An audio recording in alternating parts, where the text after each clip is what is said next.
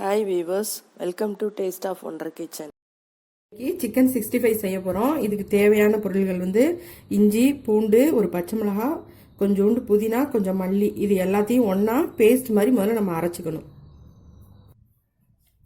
இப்போ 65க்கு 1/4 கிலோ அளவுக்கு சிக்கன் எடுத்திருக்கேன். இதுக்கு சின்னதாக இருக்கிறதுனால சின்ன சைஸ் லெமனுங்கிறதுனால நான் ஒரு லெமன் புளிகிறேன்.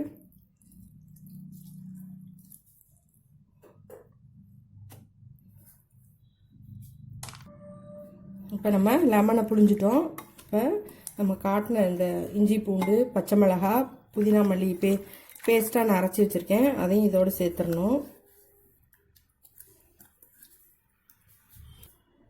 இப்போ ஒரு டீஸ்பூன் மஞ்சத்தூள், மிளகாத்தூள் உங்களுக்கு எவ்வளோ காரம் வேணுமோ அதுக்கேற்ற அளவு போட்டுக்கோங்க. நான் இன்றைக்கி 1.5 ஸ்பூன் அளவுக்கு போட்டிருக்கேன். அப்புறம் சால்ட்டு தேவையான அளவு போட்டுக்கோங்க.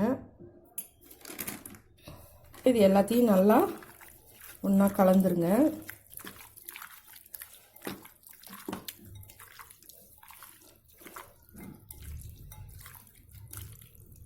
இது ஒன்றா அப்படி கலந்துட்டு இதை ஒரு மூடி போட்டு ஃப்ரிட்ஜில் ஒரு 1 மணி நேரம் வச்சிடணும்.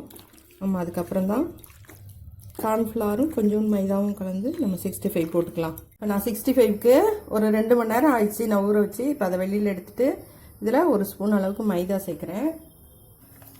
நான் 2 ஸ்பூன் அளவுக்கு கார்ன் மாவு சேர்க்குறேன்.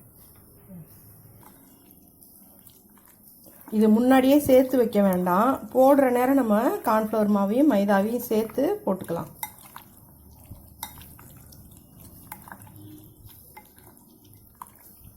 இன்னும் கொஞ்சம் கார்ன் சேர்க்கலாம்.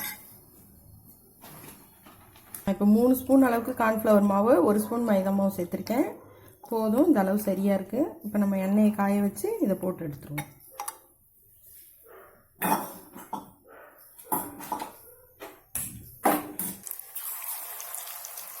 நான் இப்போ எண்ணெயில் ஒன்று ஒன்றா போடுறேன். நான் ரொம்ப எண்ணெய் ஊற்றல, கொஞ்சமாக தான் ஊற்றிருக்கேன்.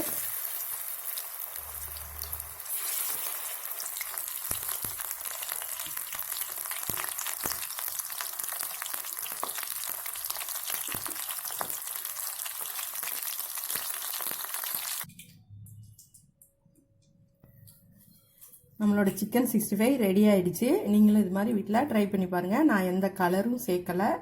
லெமன் புழிஞ்சால் சிக்கன் சாஃப்டாக இருக்கும். வீட்டில் நீங்களும் ட்ரை பண்ணி பாருங்கள்.